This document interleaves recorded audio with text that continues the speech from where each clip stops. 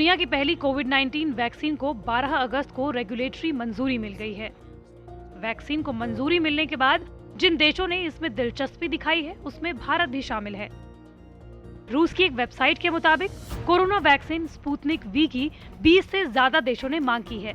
रूसी direct investment fund यानी RDIF के मुखिया किरिल मित्रीवे के मुताबिक भारत समेत 20 देशों ने वैक्सीन की करोड़ों डोजेस की मांग की है।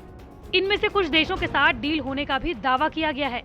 इस वैक्सीन के 20 करोड़ डोज बनाने की तैयारी की जा रही है, जिसमें से 3 करोड़ डोज केवल रूसी लोगों के लिए होगी। तीसरे चरण का ट्रायल UAE और सऊदी अरब समेत कुछ और देशों में होगा।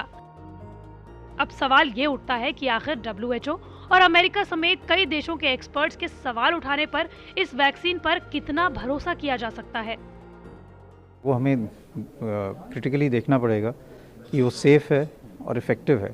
सेफ़ कि उससे कोई साइड इफ़ेक्ट ना हो और एफिकेसी हो कि उससे अच्छी इम्यूनिटी आ रही है और प्रोटेक्शन दे रही है। अगर ये दोनों चीज़ें ठीक बैठती हैं तो ये बहुत कदम है कि एकदम वैक्सीन मिल सकती है।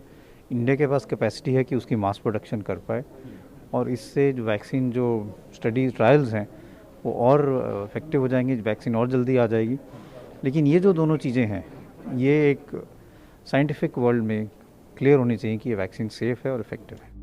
अगर ये वैक्सीन सुरक्षित और प्रभावी निकलती है तो सबसे पहले किसी कंपनी को भारत में रूस की वैक्सीन बनाने के लिए एग्रीमेंट हासिल करना होगा। इसके बाद इस्तेमाल के पहले फेज 2 और 3 का ट्रायल करना होगा। दूसरे फेज के ट्रायल में रूस में 2 महीने से ज्यादा लगे।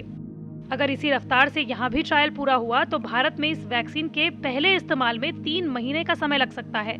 लेकिन ये तब होगा जब कोई कंपनी यहाँ वैक्सीन बनाने में इंटरेस्ट दिखाए। लेकिन एक बार टीका लगने से ये कतई मतलब नहीं है कि हमेशा के लिए उस पर से कोरोना का खतरा टल जाएगा।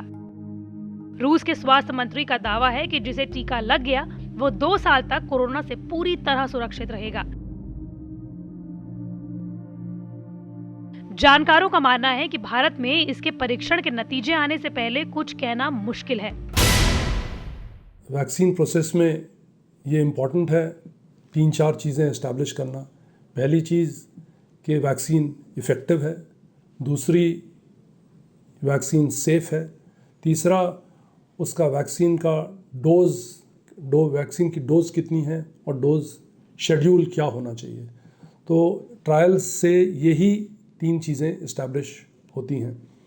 एंड नॉर्मली जो फेज़ 3 ट्रायल्स होती हैं उसमें there are at least couple of thousand people जो इनरोल होते हैं एंड फाइनली ये चीज़ें इस्टेब्लिश हो सकती हैं। फिलहाल इसकी संभावित कीमत की कोई जानकारी नहीं मिली है। अभी तो इस वैक्सीन को अपने दावे पर खरा उतरना है। WHO का दावा है कि इस वैक्सीन पर जरूरी जानकारियां साझा नहीं की गई हैं।